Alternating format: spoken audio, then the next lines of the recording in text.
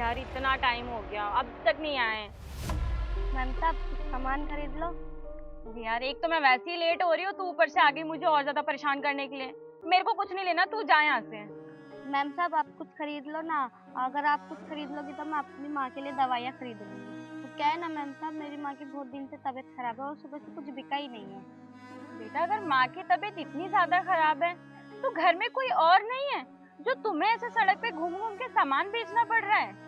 Ma'am साहब मेरे घर में कोई होता तो मुझे ये सब काम थोड़ी ना करना पड़ता।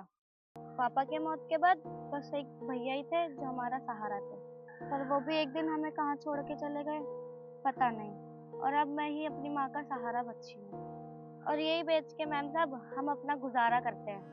छी, कैसा इंसान है तुम्हारा भाई? शर्म आनी चाहिए उसे। जिस वक्त उसे अपने परिवार के साथ होना चाहिए उसे वो छोड़ के चला गया।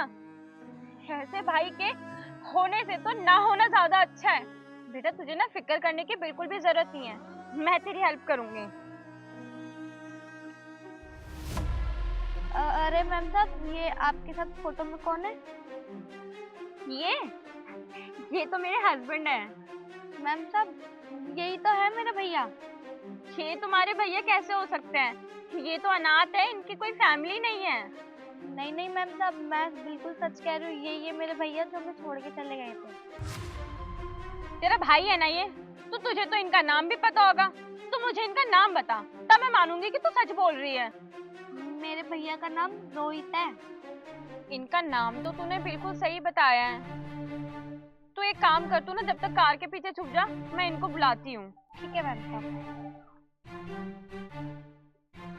हेलो, अरे रोहित यार कहाँ रह गए तुम? मैं कब से तुम्हारा इंतजार कर रही हूँ, जल्दी आओ। ठीक है।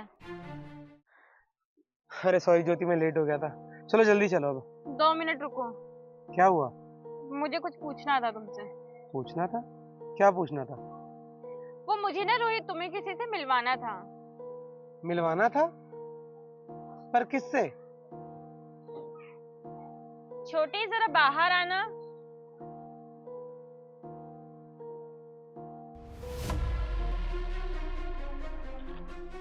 तो भैया क्या हो गया रोहित? तुम्हारे चेहरे का ऐसा रंग क्यों उड़ गया? क्या तुम इस लड़की को जानते हो? गुनगुन? इसे देख के तुम्हें कुछ याद आया या फिर मैं तुम्हें याद दिलाऊं? ज्योति मैं तुमसे बताने वाला था कि ये ना मेरी छोटी बहन है।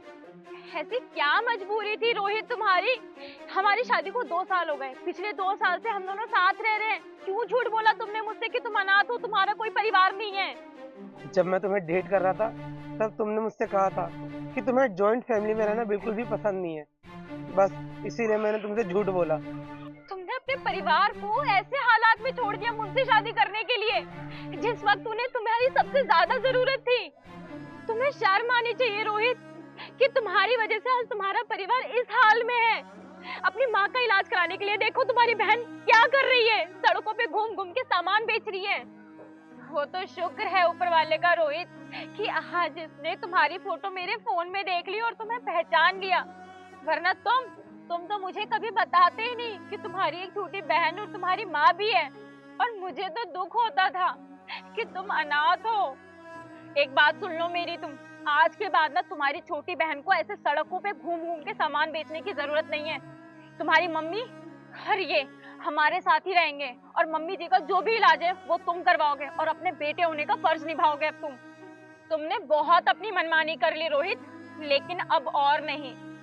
और गुनगुन बेटा मुझे माफ करना, तुम्हारे भैया ने मुझसे शादी करने के लिए तुम्हें ऐसे हाल में छोड़ दिया।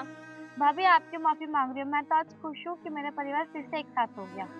और मुझे अब जल्दी से मम्मी जी के पास लेके चलो।